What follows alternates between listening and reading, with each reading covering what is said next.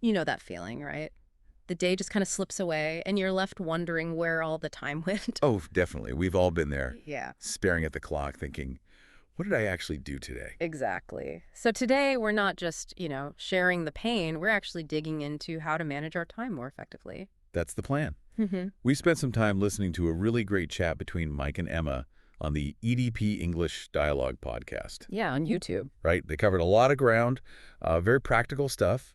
And our goal here in this deep dive is to pull out those strategies that you can actually use, like Hmm. right away. Precisely. So whether you feel like you're already pretty good with time or maybe you're feeling totally swamped, Hmm. there should be something useful here for you. We Yeah. want to help you shift from feeling, constantly reactive Yeah, putting out fires. to feeling more in control, more empowered about how you actually spend your time. And Mike and Emma, they kick things off with something that sounds simple, but it's pretty fundamental, setting clear goals. Right. Why is that so foundational? Having that clear direction. Well, think about it like this. Clear goals work like a filter.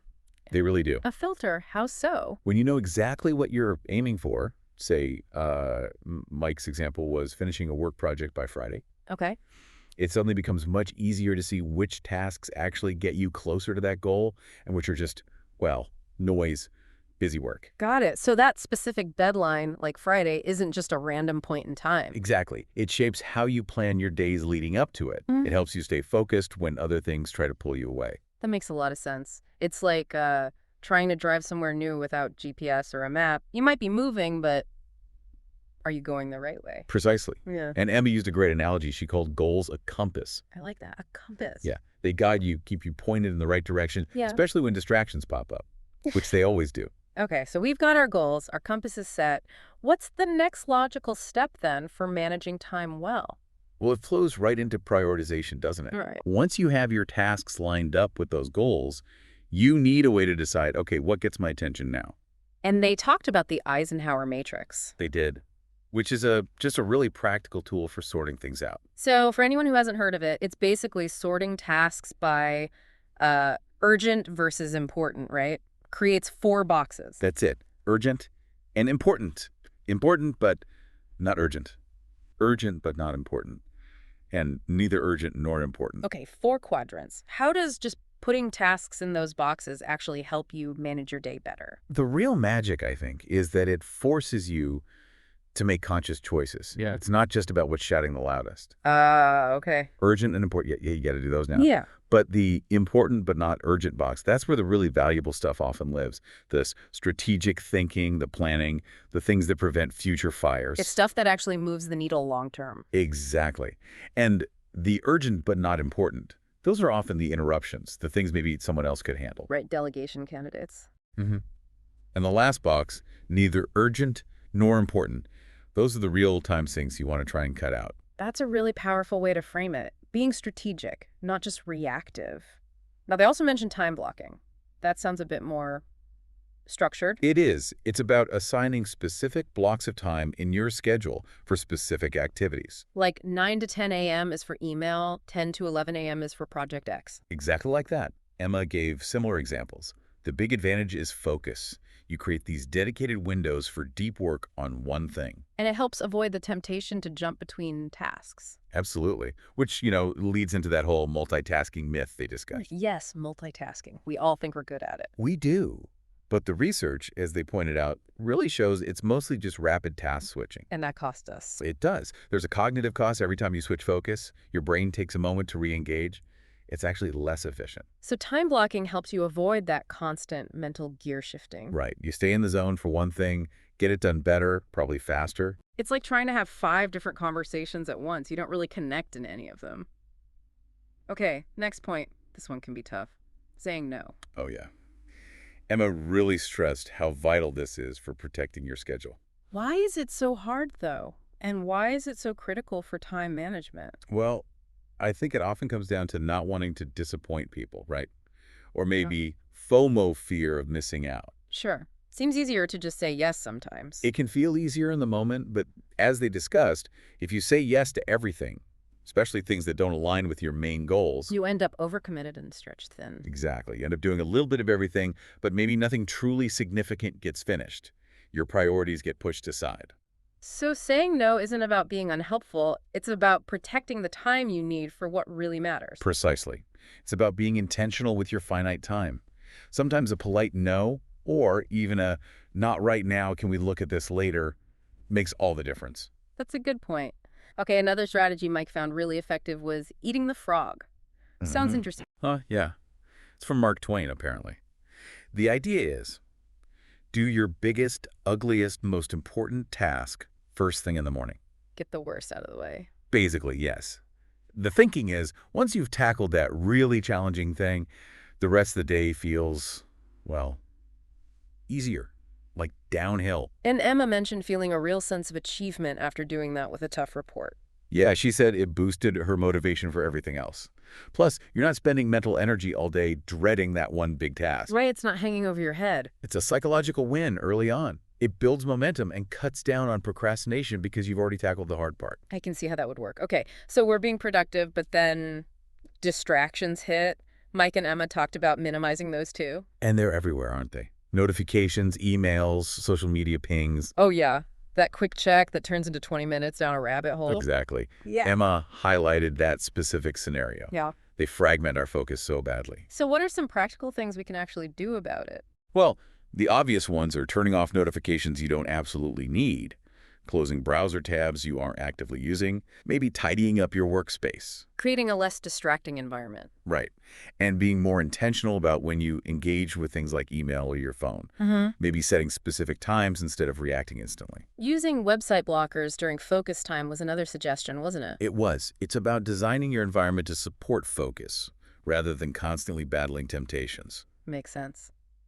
Then Mike brought up task batching. Grouping similar things together. How does that help efficiency? So task batching is about saving mental energy. Instead of, say, answering emails one by one as they come in all day, you set aside a specific block, maybe 30 minutes, and just power through all of them at once. So you stay in email mode or phone call mode or whatever it is. Exactly. You avoid the mental friction of constantly switching mindsets. Writing a report requires a different kind of thinking than making quick calls or processing invoices. Batching lets you stay in one gear for longer. That sounds much more efficient. Now, something else they stressed was realistic planning and buffer time.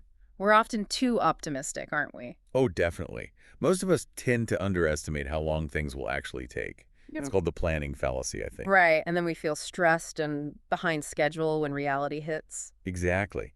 So Yeah. Emma's advice was simple but smart. Build in buffers. If you think a task takes an hour, maybe schedule an hour and 15 minutes. Just a little bit of slack. Yeah, that little cushion absorbs unexpected delays, the phone call you didn't plan for, the technical glitch. It stops one delay from wrecking your whole day's schedule. It gives you flexibility and reduces that constant feeling of pressure. Good tip. Okay, what about the big stuff? The long-term goals. How do those fit into daily time management? That's a great question. The key they discussed is breaking those big, maybe daunting long-term goals down. Into smaller pieces? Yeah, to weekly or even monthly milestones, things that feel more achievable. Mike gave the example of learning a new skill. Instead of just having learn Spanish on your list for the year, you break it down. Maybe this week's goal is learn 20 new verbs, and then you schedule small daily actions. Like 15, 20 minutes of practice every day. Exactly. Yeah. Integrating those small, consistent steps related to your milestones right into your daily plan. And Emma really emphasized consistency here, didn't she? She did. It's those small, regular actions that compound over time. That's how you make real progress on the big ambitions without feeling overwhelmed day to day. Little by little becomes a lot. Okay, so we're planning, prioritizing, doing the work. But Mike also mentioned reviewing and adjusting. Why is looking back so important? Well, because no system is perfect, and our needs change. Taking a few minutes, maybe at the end of the day or the end of the week, to reflect. What worked, what didn't? Exactly. Did I estimate timings correctly? Where did I get derailed? Emma talked about noticing she spent too much time on email, for example. And then using that insight to make a change for next time. Right. Maybe dedicate a specific block just for email, or ask colleagues to batch non-urgent requests. It's about treating time management like a skill you're constantly refining. An iterative process. That makes sense. Our situations change, so our strategies might need tweaking. Absolutely. Now, Emma also brought up something really interesting working with your energy levels, not fighting against them. Yeah, that's smart. Yeah. We all have times a day when we're naturally more alert and focused, Yep, right? definitely. I'm useless after lunch sometimes. Exactly.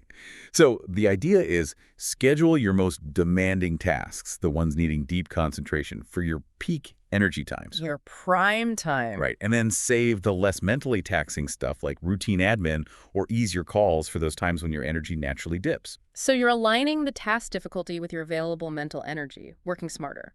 Precisely. It just makes these flow better, less frustration. Okay, another subtle but important point they touched on. Excellence versus perfection. Knowing when good enough is actually good enough. Ah, yes, the law of diminishing returns. Explain that a bit. Well, there's a point where spending more time polishing something, trying to make it absolutely perfect, gives you smaller and smaller improvements. Right. That extra hour might only make it 1% better. Exactly. And Mike's point was recognizing that good enough point frees up that extra hour for something else potentially more valuable. Don't get bogged down chasing perfection when excellence will do. That's a great distinction, especially when you have multiple priorities. Hmm.